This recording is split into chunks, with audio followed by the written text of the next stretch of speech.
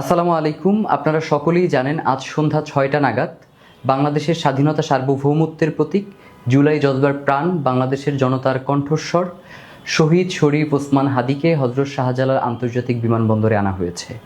আমরা আপনাদেরকে জানিয়েছিলাম শহীদকে নিয়ে আমরা এয়ারপোর্ট থেকে ঢাকা বিশ্ববিদ্যালয়ের কেন্দ্রীয় জামে মসজিদে আসব, কিন্তু পারিবারিক আর্জি, সার্বিক পরিস্থিতি ও সময় বিবেচনা করে সিদ্ধান্ত হয়েছে আজকের দিনটি শহীদ শরীফ ওসমান হাদি তার পরিবারের সাথে থাকবে।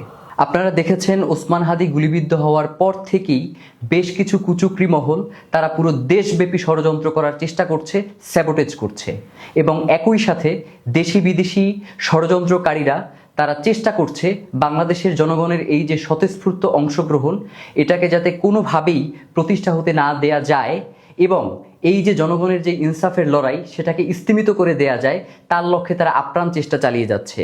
আমরা ইনকিলাব মঞ্চের পক্ষ থেকে বাংলাদেশের জনগণকে সাথে নিয়ে দৃঢ় কণ্ঠে ঘোষণা করতে চাই, বাংলার জমিনে ওসমান হাদির যেই রক্ত লেগে আছে সেই রক্তের মধ্য দিয়ে আমরা বাংলার জমিনে ইনসাফ কায়েম করেই ছাড়বো ইনশাআল্লাহ। আগামীকাল মানিক মিয়া এভিনিউতে দুপুর 2টা বাজে শহীদ ওসমান হাদির জানাজার নামাজ অনুষ্ঠিত হবে।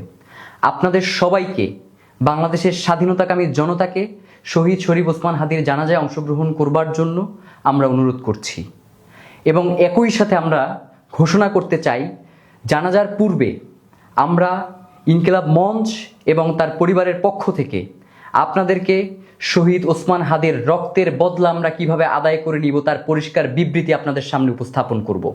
আমরা শহীদ শরীফ ওসমান হাদিকে সঙ্গে নিয়ে মিছিল করে শাহবাগ হয়ে ঢাকা বিশ্ববিদ্যালয়ের কেন্দ্রীয় জামে মসজিদের পাশে জাতীয় কবি কাজী নজরুল ইসলাম যেখানে সমাহিত রয়েছেন তার পাশে আমরা শহীদ ওসমান হাদিকে সমাহিত করব এবং যতক্ষণ পর্যন্ত আমরা এই রক্তকে বাংলাদেশের স্বাধীনতা সার্বভৌমত্ব রক্ষার আন্দোলনের রূপ না দিতে পারবো, যতক্ষণ পর্যন্ত আমাদের সার্বভৌমত্ব নিশ্চিত না হবে ততক্ষণ পর্যন্ত আমাদের লড়াই চালিয়ে যাব।